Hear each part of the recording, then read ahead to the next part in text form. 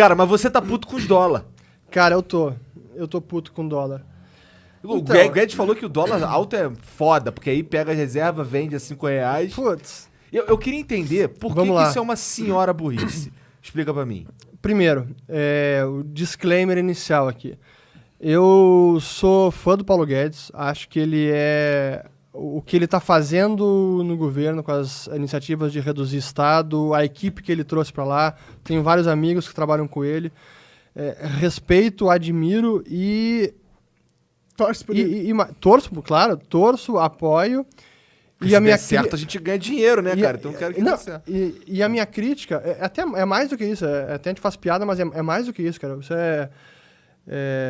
não dar certo pode ser um revés muito grande pro país. Sim. E é por isso que eu torço, e é por isso que eu sou crítico também, porque, na minha opinião, isso pode ser um revés e pode prejudicar o governo, esse dólar como está agora, e que eles estão deixando correr solto. Por quê?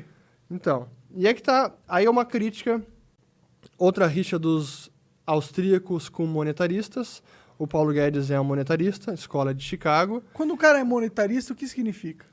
É da escola de Chicago, onde o principal expoente é o Milton Friedman. Entendi, mas eles são muito ligados à moeda, eles acham que a moeda é muito importante. É isso? Sim, exato, e eles têm algumas ideias com relação à moeda que divergem dos austríacos. A começar, o próprio Banco Central, para eles é ok o Banco Central.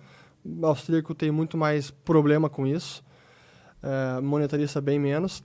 Mas em termos de política monetária, os monetaristas são muito fãs da taxa de câmbio flutuante. Então você tem, em política monetária, você pode... ou você tem a taxa de câmbio flutuante e você tem a taxa de juros independente, você muda como quiser e segue a meta de inflação, ou você tem a taxa de câmbio fixa, atrelada a alguma outra moeda, normalmente o dólar, e a taxa de juros é consequência da taxa de câmbio fixa. Normalmente acaba seguindo a política monetária lá fora. Então segue a taxa de juros da moeda âncora. Quando o câmbio é flutuante, aí o câmbio é consequência da taxa de juros. É o inverso. Que é como é no Brasil? Que é como no Brasil. Como é na maior parte dos países hoje. Tá. São poucos que... alguns ainda têm moeda que eles chamam de PEG, né? Pegged to the dollar. Lastreada, A China atrelada é assim? ao dólar. Não oficialmente, mas na prática sim. Entendi. Porque eles são acusados de manipular a moeda. É aí que está o ponto. Na prática, todos manipulam moeda. É apenas uma questão de grau. E mesmo esse sistema de apenas... vamos apenas olhar a taxa de juros e meta de inflação e foda-se o câmbio é flutuante e vai para onde quiser. Na prática, não é bem assim. Porque tudo tem relação também. E a própria taxa de câmbio, cedo ou tarde, acaba pegando na inflação. Porque a economia, no mundo todo, é dolarizada. Então, algumas mais, outras menos. Mas preço de commodity global é precificado em dólar, é petróleo, algumas commodities agrícolas, aço, cara, é muita coisa. Então, por conta disso, a depreciação do câmbio aqui imediatamente afeta alguns preços na economia. Em algum momento isso vai bater no IPCA, que é a meta do governo. Nesse momento, o nosso governo, o nosso Bacen, o Banco Central, está sendo beneficiado pelo choque de oferta do coronavírus, choque de demanda do coronavírus, que faz com que caia o preço do petróleo, caia o preço de alimentos e, por algum momento, talvez esse câmbio alto não bata na inflação ainda. Mas esse é apenas o efeito na inflação, porque o efeito imediato é que o câmbio depreciado ele acaba empobrecendo todo mundo. Cara, hoje chegou a 4,66 e... Principalmente os gamers. Mas não apenas gamers, cara. Tudo que é importado, tipo serviço de hospedagem de site, Amazon Web Services, tudo que é serviço de TI praticamente é dolarizado. Toda a economia sente na hora.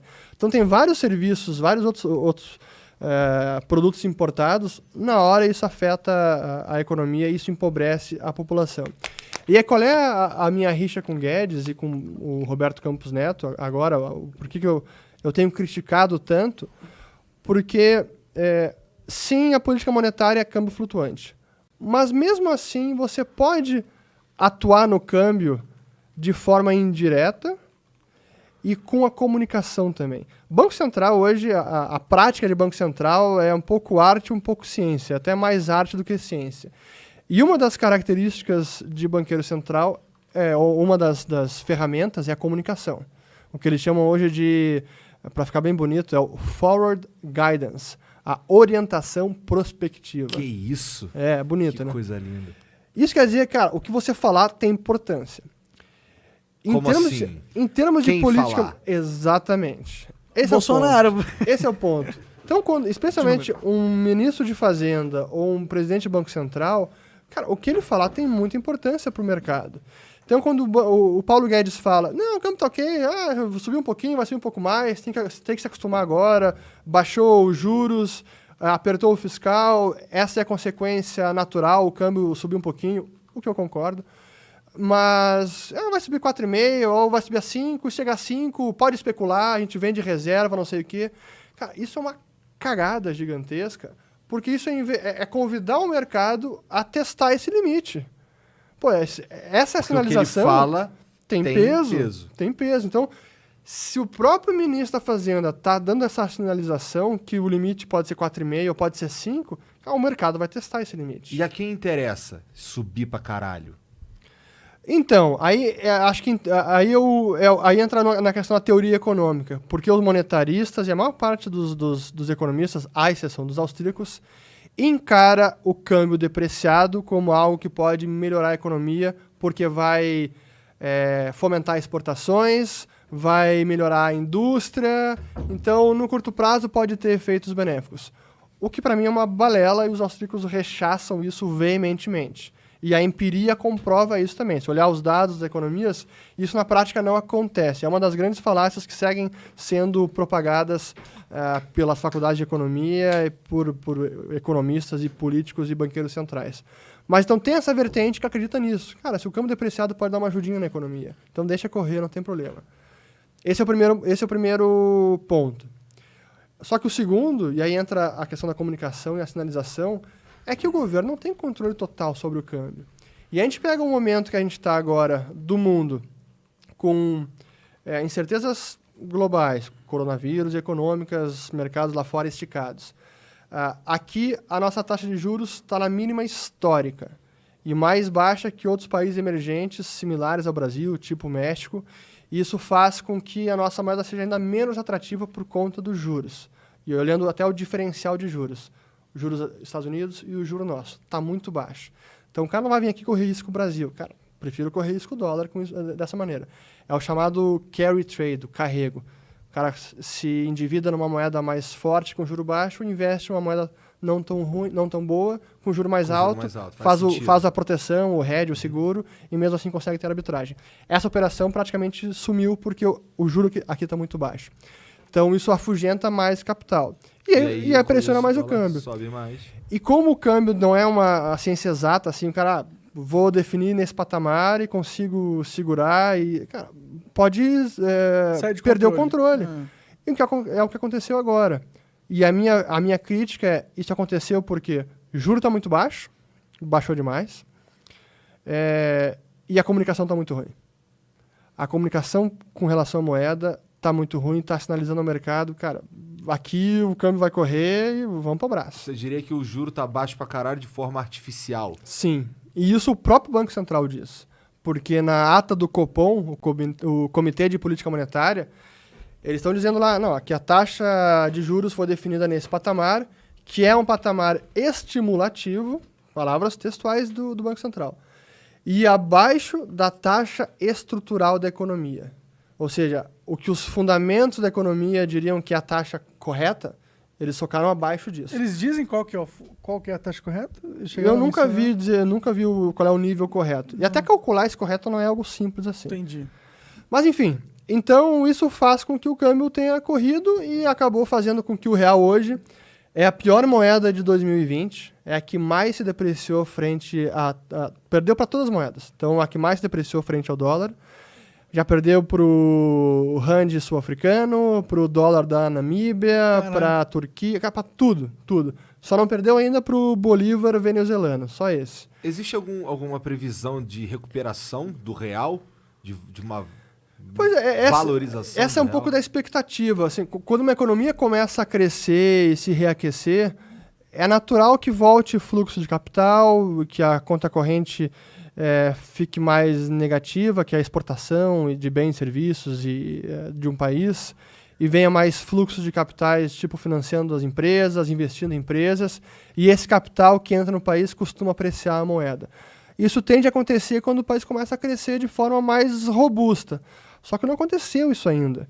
Então, acho que vai acontecer, a gente está no período de recuperação da economia, acho que muita coisa melhorou, mas não acelerou ainda. Existe uma ideia de qual seria o preço real, por assim dizer, do dólar? Deixa eu pegar uma cerveja aqui. Fica à vontade, cara. Uma vez um amigo me falou que esse valor, há um tempo atrás, na real, estava por volta de 3,50 pro dólar. Tá certíssimo. É isso? Hoje eu calculei hoje até. Tá em torno de 13,57, 13,58 agora. E aí, como é que se calcula isso? Tem a chamada... Pô, cara, tá sendo uma aula de economia aqui, hein, cara? Aí sim, isso cara. É ótimo. Tem a chamada teoria da paridade do poder de compra. O que ela diz? O nome é bem autoexplicativo, bem interessante. Que o câmbio entre duas moedas é definido pela razão entre o poder de compra das duas moedas. Então, um dólar compra tanto, um real compra tanto. Divide um pelo outro, essa taxa de câmbio. Mas qual que é o parâmetro? Já vou te explicar. Comida, bens materiais. Já vou te explicar. Então, por exemplo, tem uma forma fácil de fazer isso, que aquela revista britânica The Economist usa, que é o índice Big Mac. Cara, quanto é que é o Big Mac lá fora e o Big Mac aqui? Divide um pelo outro, aqui acho que está R$19,90, se não me engano. Lá fora está 5,5. Então, o câmbio entre o real e o dólar seria 5 e alguma, seria 4 e alguma coisa, 3 e alguma coisa, de acordo com o Big Mac. Entendi. Essa é uma forma, um bem específico. Entendi. Que é basicamente igual nos dois países. A forma que os economistas preferem usar, e eu acho que é a menos defeituosa, é usando os índices de inflação de cada país. Então aqui a gente tem o nosso... Eu posso dizer aqui que não tá... Assim, o dólar de fato, o real, então de fato, tá incrivelmente depreciado, porque eu fui comer um McDonald's lá que é tido como algo incrivelmente barato e eu gastei uma grana pra comer um quarteirão, sabe? Em real. Caralho, em real eu gastei uma grana. Eu fiquei, nossa... Não, cara, vou ali no mercado comprar um pão e uns queijos que é melhor, cara. Então, qual é que é a melhor medida para fazer verificar qual seria a paridade de poder de compra? Pega o índice de inflação americano, o principal deles, que é o CPI, Consumer Price Index, que é muito parecido com o nosso IPCA, o índice de preços ao consumidor amplo, que é os preços ao consumidor. Aí você pega parte de um ponto X, no caso brasileiro começa lá quando o real iniciou, que foi em julho de 94, e você vai vendo a variação do poder de compra das duas moedas por meio desses índices de inflação, e segundo a teoria, o câmbio deveria ser a razão entre esses dois poderes de compra, entre esses dois índices de inflação. Mas a gente sabe que o câmbio também é negociado no mercado e ele não segue essa teoria na prática. Mas no longo prazo, ele tende a reverter para essa teoria. E é o que a gente verifica. Então hoje, segundo essa teoria, tem até um dado que o Banco Central publica, que é a taxa de câmbio real, feita com o IPCA e o CPI, que é código 11753 no sistema do Bacen, para quem quiser acessar. Eu fiz hoje isso. Isso então é muito nerd. Não, tô lembrando. Números decoro bem.